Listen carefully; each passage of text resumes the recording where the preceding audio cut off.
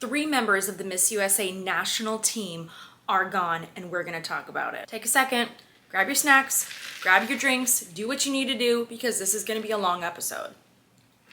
If you enjoy content like you see on this episode, please be sure to subscribe, and you can also support the channel by signing up for memberships and getting access to exclusive episodes or hitting that super thanks button. I greatly appreciate all of the support. First things first, let's talk about the termination of co-assistant national directors Christina and Jillian. After Christina and Jillian were terminated, state directors received this email, which was anonymously sent to me, that I'm going to share with you. For obvious reasons, this email was anonymously sent because people are worried about retaliation. Hi, state directors. After careful consideration, Miss USA has made the decision to part ways with 2 of our assistant national directors. We are grateful for their service and contributions to the organization and wish them success in their future professional pursuits. We understand that this decision may raise questions or concerns and are fully committed to addressing them transparently.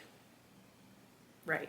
Open communication and maintaining strong relationships with our valued state directors are of the utmost importance to us. We encourage you to reach out to us directly with any thoughts or inquiries you may have. We are bringing on new national assistants to the national team and will update everyone once details are finalized. With a talented and committed team in place, Miss USA looks forward to this year's pageant, where we will continue to celebrate the multifaceted qualities of beauty, intelligence, and empowerment. Please do not forward or screen share this email to any party, including the contents described herein. The discretion of this email and contents are confidential. Thank you. Kind regards, Leila Rose. After this came out, people started talking about how Jillian and Christina were terminated, and because of this, Jillian decided not to make any sort of a public statement, aside from a little Instagram post of her just living life on the boat. And you know what? I'm happy for you, Jillian.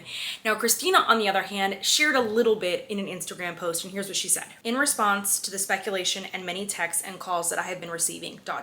I was initially drawn to the Miss USA organization by its commitment to transparency, integrity, and women's empowerment, an iconic brand that resonated deeply with me when I joined in January. Serving as Assistant National Director allowed me to pour my heart into supporting the national title holders and state directors, fostering incredible partnerships during my time in this role. I am so grateful. It was truly a pleasure getting to know Noelia and Uma Sophia, and I will continue to support and encourage their safety and well-being, especially their mental health in their highly visible roles. Ladies, you are inspiring, and I'm so proud of you both. I will steadfastly continue to support you in your personal and professional endeavors, as I always have and will continue to be available as a human, friend, and pageant sister. I continue to hold immense respect for the state directors and their unwavering dedication to upholding the brand's values at the state level.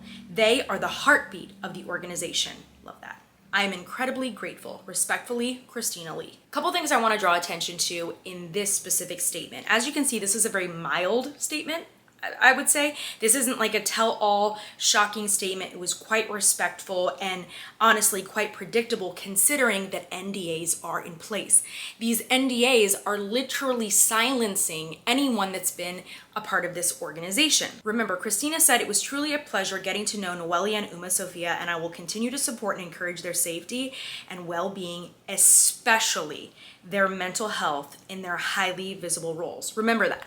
She cares about their mental health and makes mention of this, because we're going to talk about that later. She also said, I continue to hold immense respect for the state directors and their unwavering dedication to upholding the brand's values at the state level. They are the heartbeat of the organization. I don't know about you, but I can read between the lines. Notice how she did not acknowledge anyone else in the national organization or the international organization, or give credit to them for any of their roles in positively affecting Noelia or Uma Sophia. Interesting, I would say. A short while after Jillian and Christina were terminated, then comes Claudia's resignation. Claudia was taken on as the social media director of Miss USA, but we are very, very lucky here because there was an oversight. She never was asked to sign an NDA, meaning she can share about her experiences in the organization. And this is going to be very important. So I'm going to read and go over this statement and give you some other thoughts. My statement. As of 5/3/24, I have officially resigned my position as social media director from the Miss USA organization. Please know that this was not an easy decision for me, being offered your dream job and seeing that it was anything but is so disheartening. As a social media director, you become in charge of a team and create strategies to enhance the growth and presence of the brand. However, there was no social media team to manage. I was brought on with 0 in-house team members to assist me and wasn't financially allowed to bring anyone else on the social media team. For a brand of this caliber, a social media team is absolutely necessary. I agree with that. In addition, I worked without financial compensation for the first 2 months. First of all, this is supposed to be a women's empowerment organization, and not compensating your employees is absolutely unacceptable. Then she says, the only thing I can truly take credit for is the in-person content I was able to capture of Noelia and Uma during events. All pages blocked, comments that were deleted, and story posts that were not branded right were not done by myself or under my guidance. Good for you, Claudia, for clarifying this. Now, this was clarified to me after I created my episodes about Miss USA blocking me. And there was, I obviously did a follow-up. At the time, this wasn't really stuff that I could go into detail about because Claudia was still at the organization. So I hope that everybody can be understanding of that and definitely show some grace. So she continues to say, despite verbal approval that I was able to run the account when brought onto the team, I feel like I was never truly able to run it in a professional level that I had planned to. This is a women's empowerment organization, and my hope in making this statement is to restore some of the empowerment back to these title holders that was so deeply lost in their year. Having not signed any contracts or NDAs, I feel as if I am in the position to speak on what I have witnessed. I have had the privilege of getting to work with Noelia closely and have fortunately seen a decline in her mental health since we first met. I feel like her ability to share her story and her platform have been diminished. I have firsthand seen the disrespect towards Uma and her family. We're going to talk more on that in a moment. In my opinion, not enough time and attention was given to our national teen title holder, especially on social media. I've firsthand seen Noelia and Uma be unable to share about their personal advocacies on social media and be threatened by MUO, social media rules and guidelines that I have yet to see. I feel the way current management speaks about their title holders is unprofessional and inappropriate. I disavow workplace toxicity and bullying of any kind. And the fact that she had the courage, this breaks my heart, to walk away from this dream job of hers in the name of standing up for these young women and against workplace toxicity and bullying speaks volumes for Claudia's integrity. The former assistant national directors have been nothing short of amazing in helping these title holders succeed, and I was very shocked and disappointed when they were let go, for reasons still undisclosed to me. With the current team gone, I am not only concerned for the success of the brand and its hardworking directors, but most importantly for Noelia and Uma. I don't believe in taking sides. I believe in telling the truth. I believe Noelia and Uma's mental health and happiness has taken a toll, and I cannot remain silent about that. I will always stand for and support the brand that uplifts and empowers its women. The brand is the title holders. Without them, there is no Miss USA and Miss Teen USA. I believe their voices and their stories should be heard and not silenced. Something that came to my attention that now many people are becoming more and more aware of is that Leila Rose is no longer allowed to have direct contact with Uma Sophia. That happened in around March, and she is only able to communicate with Uma Sophia's parents through mediation through MUO. If that's not a red flag, I don't know what is. When that happened, Leila Rose created this Facebook post. A true mom, the best kind of mom, and I would do the exact same with my kiddos. Bravo. When Michael Jordan did not make his varsity basketball team, his mother did not complain to the school, Number 2, call the coach. Number 3, demand a meeting with the AD. Number 4, transfer schools. Number 5, suggest MJ take a year off from the JV basketball team. She simply told Michael, get in the gym and work harder. Now he's the greatest basketball player of all time. Imagine what kids in the world would become if more parents were like Dolores Jordan, rather than making excuses and complaining under the guise of just being their kid's advocate. Be an advocate for your athlete, but let them also be their own advocate with their work. When things aren't going your way, first look for what you can do to change it. These posts from Laylah, from Noelia, and from Uma for the past few months, they have not been posted without reason or without cause. Each one of these women have been speaking out in their own way, addressing things that cannot be plainly discussed in a public forum. This is why people like myself who don't work for the organization have been drawing attention to these things. I feel like I've been waving a red flag and shouting and screaming and trying to get everybody's attention and say, please pay attention and look that there's something deeper going on here. This is the worst kind of I told you so that I feel like I could share on this channel, and it really breaks my heart to have seen all of this. Also, after Laylah lost direct access to Uma Sophia, that is when you started seeing posts on Miss USA and Miss Teen USA's page acknowledging the first runner-ups or runner-ups placements over Uma and Noelia. It's a really subtle jab to say, hey, by the way, yes, you won the pageant, but you didn't win interview, and you didn't win evening gown. No.